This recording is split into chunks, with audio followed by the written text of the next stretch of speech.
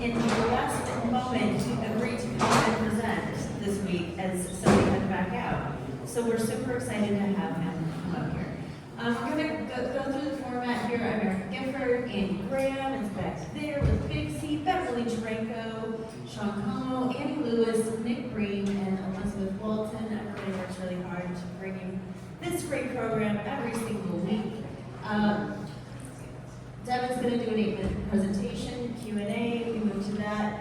When you have a question, raise your hand, and when you get the mic, stand up, say your name. This is how we build community. It was Brett's suggestion, and we put it in motion every single week. Yeah, so, without further ado, Devin, Deholl, come to the stage.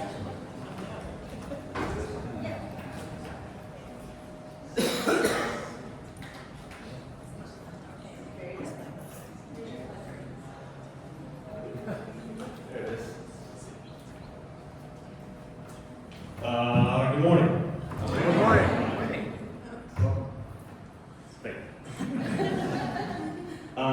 Devin Deholl, co-founder of Cultivate Management Group. Some of you guys might not have heard of Cultivate Management Group, but hopefully you guys have heard of some of the brands that we own. So we'll talk a little bit about Cultivate Management Group, CMG, this morning. So who are we? Cultivate Management Group is a portfolio-based approach to the outdoor industry here in West North Carolina. We believe that we're really good at blending innovation, sustainability, and inclusivity across our business and social landscape here locally. We are a market leader here in several different categories, including climbing and outdoor guiding. Mission is to inspire and empower individuals through extraordinary adventures and experiences, fostering a passionate and inclusive community. We aim to lead the outdoor recreation economy with innovative, sustainable, and community-driven practices, creating unforgettable experiences for all. In short, our goal is just to get more people outside. Yeah, I like that mission statement better, but my marketing's very towards the other one. So, how did we get here? We had pretty humble beginnings. Myself, my business partner, pictured there, Jared Shirley. We led e-bike trips out of a trailer in the Chamber parking lot in 2018. We grew and we grew, and we graduated to the shoe room of Just Running. Anybody know what Just Running is? So, yeah, we led bike trips out of Just Running for a while. In 2020, we launched paddling, COVID year, which was a great year to start a business, out of what was basically just a low shed at the mill. Through a little bit of luck and some good business acumen, pulling the right levers, my business partner and I were able to grow our business really rapidly. We bought the Outpost, the Asheville Outpost, in 2022, as well as Climax Climbing, which we then rebranded Cultivate Climbing. And now we own and operate under 5 different brands. Over that period of time, we've done 6 acquisitions, 1 merger, which right now is Asheville Ridge Company, Cultivate Climbing, the Asheville Outpost, Cultivate Climbing Guides, and then launching this month is Asheville Party Bus Company, which is fun. So a little bit more about what exactly we do. So we realized early on that the outdoor industry can be a very, very high margin business, and as you guys know, the outdoor industry is not only booming here in Asheville, but across the country. However, the outdoor industry has an enormous amount of what I would call like a passion project owners, which is great, but we realized that we could come in and through a mergers and acquisition strategy and really, really strong back office function and operational support, we could consolidate, turn around a lot of these companies, help kind of realize a little bit more of the potential of the market that they were in. Which allows us to develop and optimize brands, which we hopefully at some point be able to divest. Who makes up the team? We've got about 100 employees right now, so we need a pretty good back office. There's 6 of us right now, which is a little thin. Myself, my co-founder, Jared Shirley, he's my operations manager. Shiloh Milky is our key investor. Martin DeFrance started with us early. He's worked in digital marketing with us for about the last 5 years. We started our parent company this year. We brought him on as our head of growth. He has tremendous experience in sales and marketing. Lives in Boulder, Colorado. John Stamper is a former Marine. He's worked in every single part of the paddling industry here in town. One of the most detail-oriented people you'll ever meet. He is our head of operations. Todd Stebbing was longtime route setter. If anybody's been to Cultivate, he's in the gym pretty much every hour of every day. He's also one of the most creative and focused minds in the climbing industry that I've ever come across. We brought him on as head of climbing when we expanded this year. So, a little bit about that's who we are, who's part of us, what are we doing now? Two things we're really, really excited about that we're doing right now. One, as Erica mentioned, is happening right here in this building. And so we're opening 2 new facilities this year. The first one is our Foundry Street Bouldering Gym. This one's set to open in November of this year. So if anybody knows much about climbing, bouldering is basically where walls are only about 18 feet tall. Every fall is ground fall. It's extremely approachable for anybody, regardless of your experience level. It's been hugely popular, especially since the Olympics now. 4 out of every 5 new gyms that's opening is a bouldering gym. However, for whatever reason, Asheville being a huge outdoor market and climbing market, up until now, we've never had our own bouldering gym. So we're opening this facility. It's what used to be the old indoor skate park in the Arts District, kind of by the Marquee building. So we're really excited about this facility. It is, like I said, bouldering only. But if you know much about that building, it's surrounded on all sides by this beautiful street art. The interior of it is a lot of really, really cool, beautiful graffiti. We're leaving a lot of that exposed. We're making a lot of the walls from like a birch veneer, so they look very similar to the half pipes that used to be in there when it was a skate park. So we believe this will be a unique facility, even among bouldering gyms across the country, because we're trying to kind of marry local culture, sort of skate vibes, and then bring that in with the climbing culture and community we have to make up a really, really cool, unique space. And then what's happening here, we have Hatch Boardroom that we're hoping to open no later than February. Is Charlie here? He's on the roof. He's on the roof? Okay, cool. I'm hoping to get it open even earlier than February. I was talking to Charlie about it yesterday. I wasn't sure he was here. Anyway, so the boardroom is really, really cool. It's a type of facility that's been wildly popular in other climbing markets globally, and it's just really started to come to the United States. There's one in New York City. There's one in Portland, Oregon. I actually just found out we'll still be the first, but I believe there's one opening in Knoxville next year. So we will be the first to open this type of gym here in the Southeast. It's a training-focused gym. Training's been really grown a lot in climbing, like I said, especially as it's been more visible. It's been in the Olympics, etc. So in this gym, we'll have fitness, weightlifting, etc. Stuff for everybody, folks who aren't necessarily interested in climbing. Sauna cold plunge. We're going to have a yoga room to offer yoga to all of our members.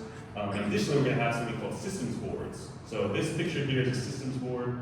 It's a 12 by 12 board. You can basically imagine it as a mini climbing gym. It has all these plastic holes all over it. It's controlled by an app on your phone. You set different routes of different difficulty, or you choose different routes of different difficulty. Cool thing about it, you can climb one route at the same time your friend in Sacramento climbs that route. There's 4 different boards that are going to be in there. Between all of them, there's hundreds of thousands of different routes. Essentially, and new routes get added daily. It's a bottomless well of different types of climbing for everybody from beginner climbers to Olympic level climbers. So they've been really, really popular. And yeah, we're very, very excited about this facility. So, who we are, who's part of us, what we're doing right now, where are we going in the future. So we will continue to kind of organically grow our companies within our portfolio. We believe that's always going to be a part of our path. However, one thing that we realized as well was that inside a service-based business, it's really, really challenging sometimes to achieve more than 10 or 15% growth annually. And one thing that my business partner and I both had in common in business, we really, really wanted to go big with this business and grow really rapidly. And to get that hockey stick style growth that we want, I expect that we can grow by 70 to 100% annually, we needed to continue to work on the M&A strategy. So we'll continue to do mergers and acquisitions as we grow. And if you know anyone who has a business or is interested in might be a good candidate, please come talk to me. Additionally, this year, we are getting set up to do our first public raise. We've bootstrapped our business so far really effectively, but we're hitting some limitations in terms of capital readiness. So we have laid the groundwork to do our first public raise this year. Again, if you're interested, if you know anybody in this room who might be interested, please come talk to me. And our final big test is we've proven really well over the last 6 years this approach works in Asheville. And we like to test this in other markets. Like I said, consolidation is not hugely unique. It exists across the country. It exists in the outdoor industry. We're kind of the first ones to do this with sort of Southeast branded sports. But we want to test this in Greenville and Chattanooga as well, and we hope to bring that in the next couple of years. So that's a little bit about us. Here's social handles. Full disclosure, Cultivate Management Group has been under construction for the last 3 months probably. And our website is up now. It's a splash page at the moment. There'll be more. We're trying to add an investor portal and also just some information for sellers. But if you're interested, you can start clicking around on there. This is our newsletter, this QR code here, where we will announce more about the gyms as they open. And I'm sure Eric and Sean can provide information about the one here. Awesome. All right, let's go ahead and together.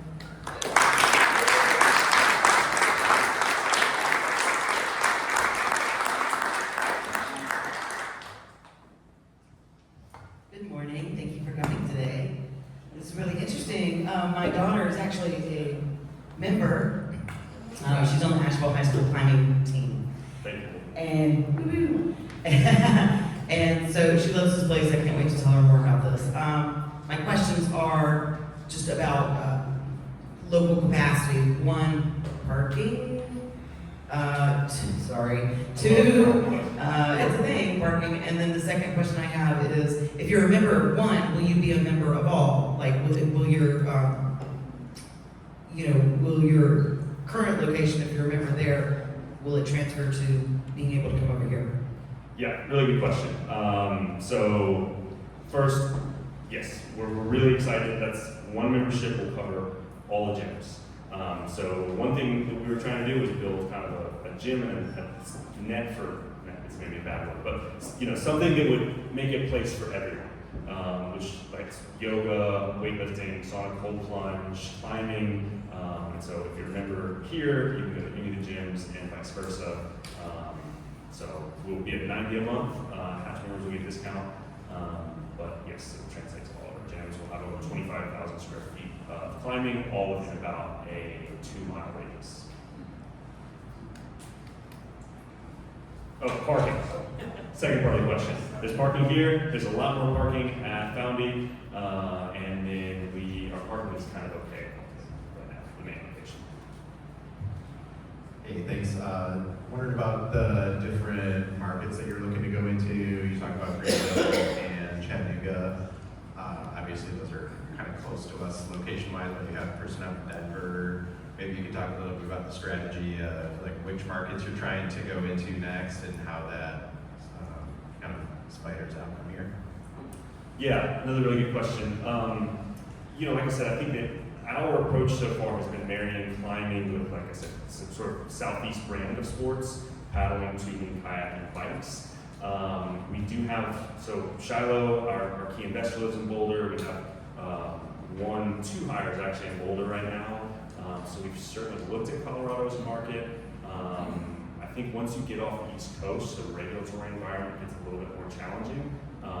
And we've struggled to really look at things seriously off the East Coast. However, Colorado would probably be our next step just because of the size of the outdoor market there, although it's tremendously competitive.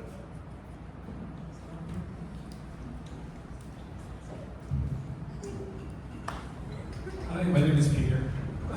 Let's talk about injury liability. So, do you have people sign a release or something when they come in?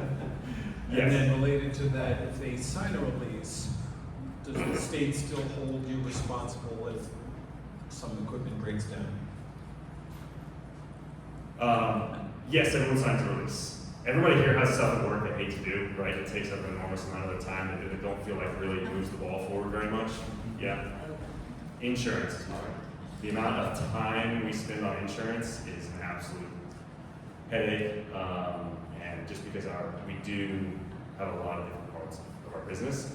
Although, believe it or not, the hardest thing in our business to get insured, the insurance companies absolutely hate, is not e-bikes, it's not kayaks, not rafting, tubing, climbing, outdoor climbing, it's our party buses. That's probably 30% of our annual insurance costs goes to these party buses. Drunk people on buses are more dangerous than all of us.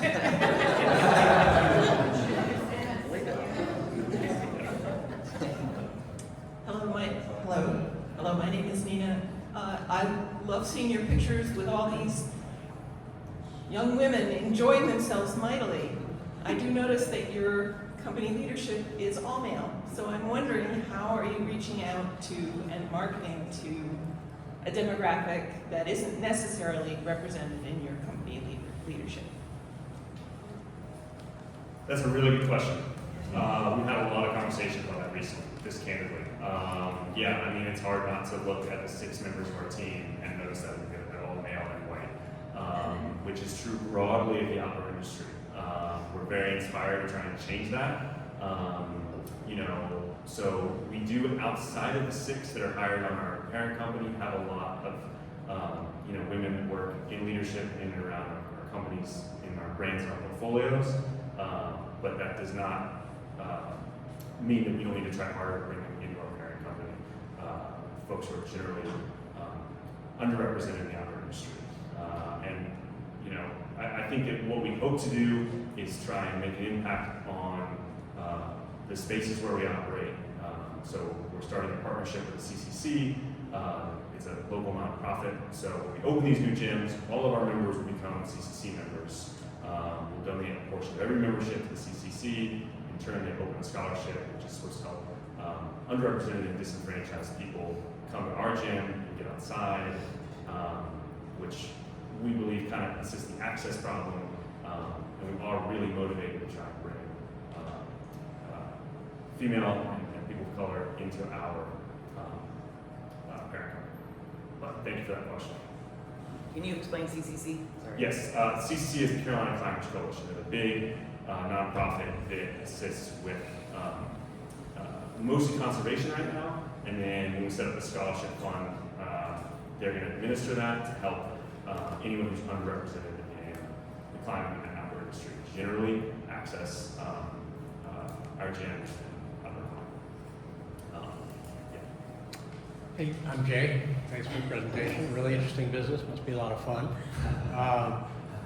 Membership business, right? Across all the gyms. Across the gyms. That's very different than some of the other businesses, which may be driven more by tourism, right? And visitors, and then the party bus, which may be that too. But so, can you talk about the synergy and how you're looking at the importance of synergy between the businesses as you expand and you get into other markets?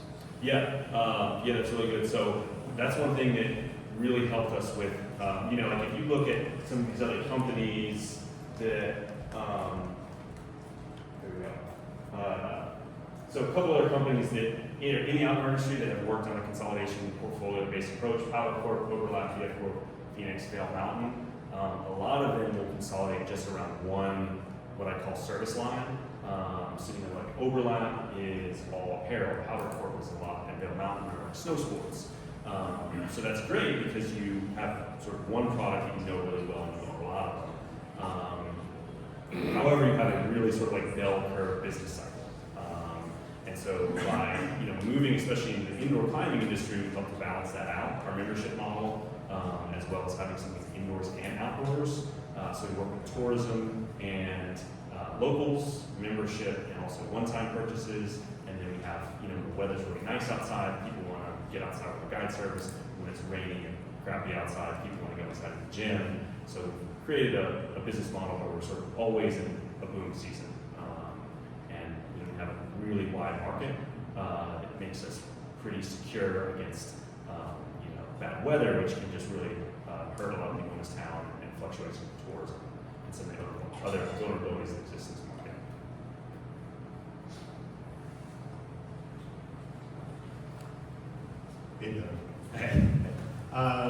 So there's a lot of diversity in here of people, connections, the community, all these different things. So what's your big 1 to 2 asks of this group?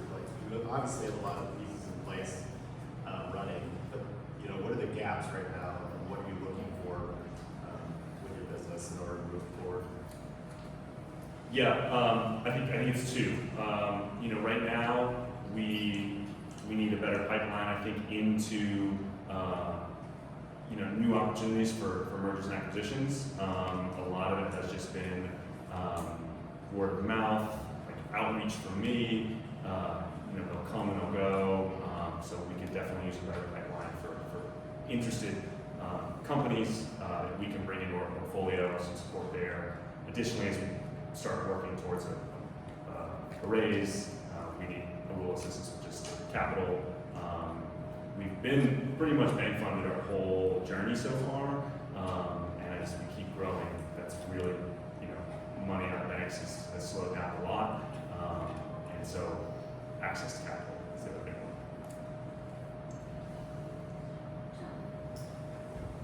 Hey, I'm John, and this is super cool. A little bit about the Outpost. I thought that was a great Eagle thing, and it seems like those where fruit bats are coming too. Yep, on Friday.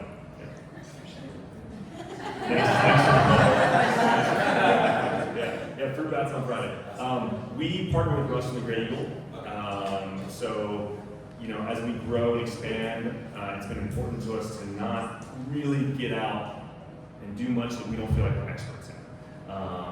Anytime, like when we moved to the climbing industry, it took a huge lift from everybody on our team to feel like we could really learn and understand that deeply, to protect our investment. When we opened the Outpost, our focus was really on using that as a springboard for a lot of our guiding operations and paddling. We wanted to open it. We were inspired by the ENOC and some of these outposts we'd seen, like in Colorado and Arkansas, et cetera. But we didn't feel like we knew what it took to run music venue. So Russ leases the space to Russ is the owner of the Great Eagle, leases the space to run music for the time being. But we do own operate the Outpost. Good question. Steve. Hi, I'm Steve, and I'm a recent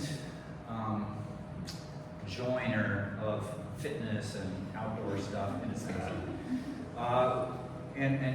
Belong to a small gym, Beer City CrossFit, and it's been a passion project, resonate with that for a lot of the small places around that offer fitness opportunities. And our current owner, who's been there just about 6 months, full owner, is really got a good business mind and expanding to other things, yoga, Pilates, DECA, all other stuff. And I think there must be a demand for affiliation with you as an add-on membership thing. Are you considering further synergy to the mom and pops to say, look, for an extra X number of dollars, you could belong to this network? Yeah, we thought about that a lot, and I think partnerships, to the point about the Outpost, has been an important part about how we grow. One thing I really love about Asheville is a great size community. I've always felt like I could pick up my phone and probably call just about anybody in town with just a handful of link ups. Hey, do you know them? Hey, can you send me their number? And I think that as we grow as a business locally and expand, I want to nurture and support that community, give back to it, and also lean on where we can. So I think that in the future, developing more partnerships candidly can be challenging sometimes to sort of mesh one business with another, different business objectives. But yeah, I believe that would be part of the future for sure. Thank you. So I'm intrigued by the M&A strategy, and I'll ask 2 questions. You can answer either one. The first one is, when you look at assets to maybe bring into the network, what's the criteria? I mean, is it things that are in distress, or things that are profitable, or ownership? I mean, what is the criteria that you'll look at beyond kind of the basic? And the second is to raise money as kind of an operating company that's going to bring in assets. This could be the other question, is what is it about your team that would inspire confidence that, like, yeah, we can run a business like this, or we can bring these assets, or maybe it's like, what do you need to add? Yeah, good questions. I'll try and answer each one. I think that we've really, as we've done each acquisition so far, we've kind of sharpened the pencil more and more. I think the first one we were just like, this is a good opportunity, let's try it. What we've been looking for basically is opportunities to sort of move in different directions, consolidate around businesses that might be underperforming.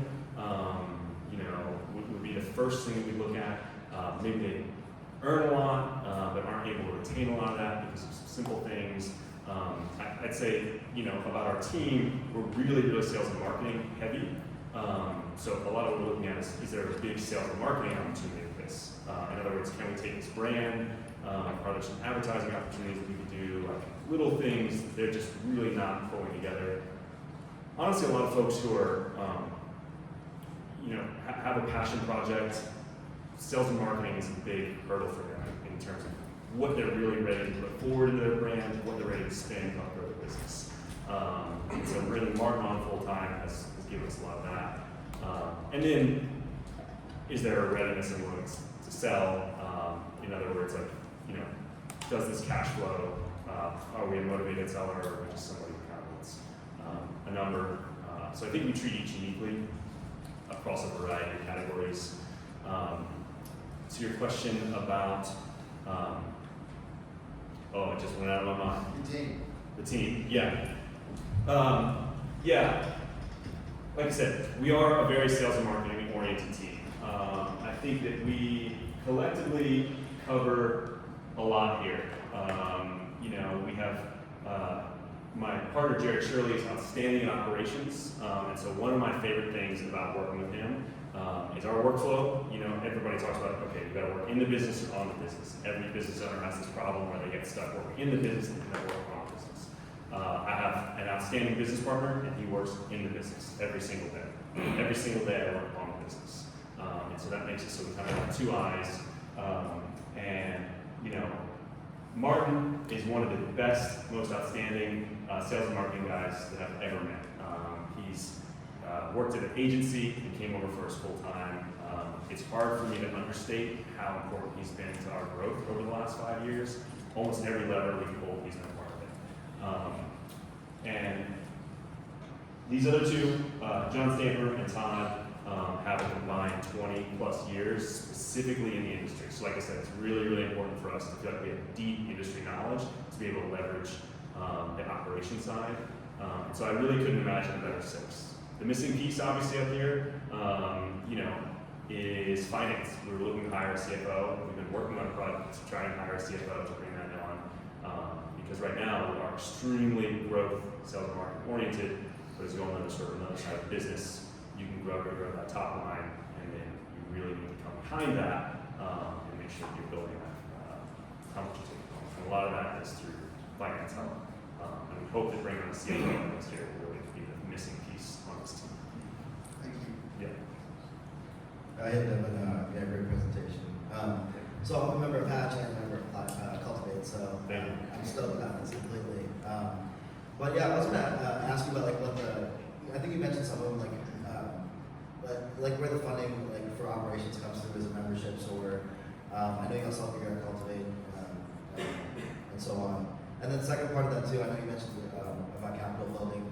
I was also wondering if y'all gave into consideration maybe lifetime memberships or something like that can build a lot of capital as well.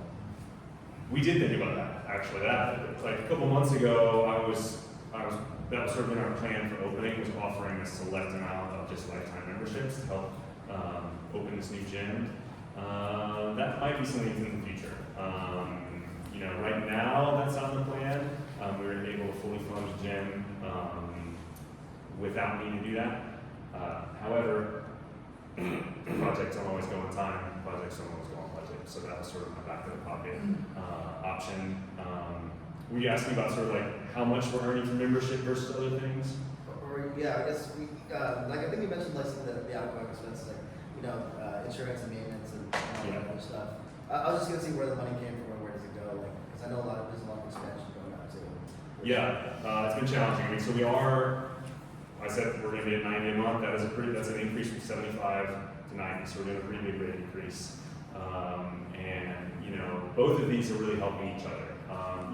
Honestly, right now, our guide service is our most profitable business. The guide service has been around the longest. Guide service is also very high margin. It turns off a lot of liquidity. We do need to expand membership considerably. So we're at about 1,000 members, and our target is to add another 500 members in the first 12 months of opening, hopefully more. The market can easily support it, but there'll be some hammering for sure in those first couple months. because it is very expensive to run a climbing gym. Different from a Y, where they sort of put all the equipment in and they clean it a couple times a day and they have somebody checking in. We have a team that comes to the gym and spends hours resetting the gym almost every single day. There's a huge amount more labor that goes into climbing than like your average fitness facility. But the consumer expectation, the sort of what's my comparison is how much does the Y cost, how much does gold's cost. So we kind of butt up against that in terms of consumer pricing. Yeah. Does that answer your question? Yeah. Cool. My name's Javier. With Asheville being a mecca for cycling, what are any partnerships or group rides or clinics that you've thought about with the different bike parks outside of Pisgah and say Palm Forest, with like White Rock Creek, Canuga, Sugar Mountain, etc., where a lot of people come here not just to ride the forest, but also to ride bike parks, and either have clinics or do group rides or paddle and bike, etc., and climb. Have you thought of that and what that looks like? Yeah, so slightly different, but I will take this chance to plug what we're doing on Friday. Anybody knows about what happened last week with the cyclist? Member of the gym, which was a real tragedy. His dad's a member of the gym. The gym's been a really important space for them. On Friday from 6 to 8, we're going to do a celebration of life down there. All day on Friday, we're donating all our day passes to Asheville Bikes. Trying to raise some money for Asheville Bikes. So if anyone wants to come by and climb on Friday, we are trying to raise some money for Asheville Bikes specifically, just because I know there's tragedy, and Asheville needs a lot of help with our cycling infrastructure, just generally.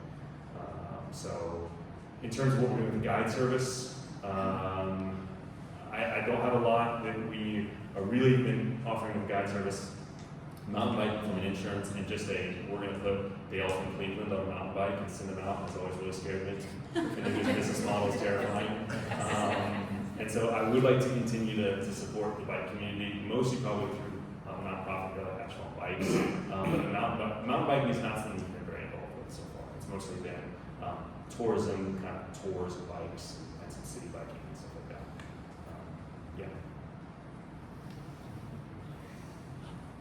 Did we run out of questions? All right, well, let's put our hands together.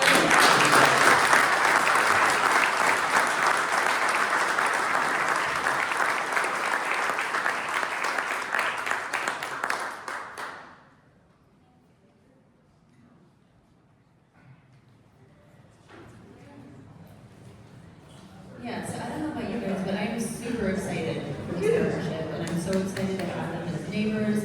And I'm really super impressed with how quickly they've built this enormous brand. It's really inspiring. Is anybody else here inspired this morning? Yeah. If you can all take out your phones and scan the QR code, this is the time that you log in just for a second. There's no personal data collected, but this helps to fund all the programming.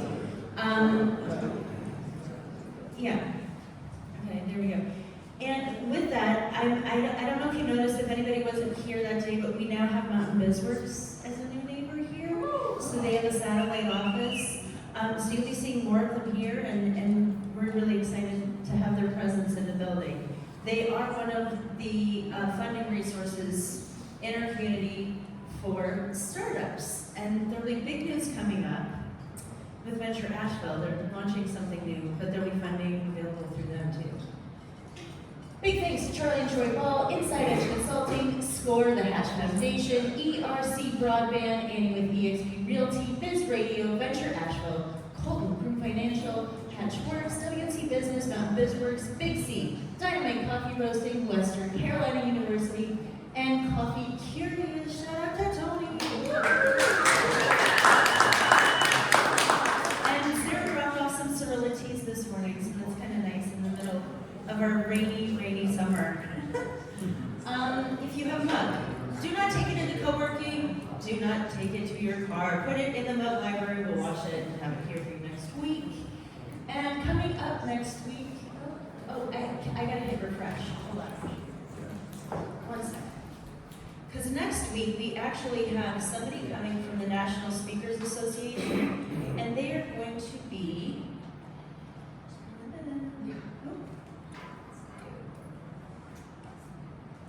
they're going to be doing a presentation that is public speaking for startups. So we're really excited to bring that as a resource to all y'all. And following that is the NC Idea Grant info session.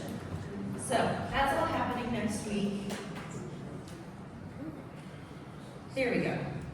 On the 25th through the 28th, the Asheville Musical Theater is presenting Daddy Longlegs, and they are the ones that brought us Tick Tick Boom last year, so that's really cool. Yeah, so mark your calendars to stay after 1 Million Cups. First, you get to learn how to be a great public speaker, and then you get to learn all about the grant info session, which goes until noon. Thank you so much for coming. Have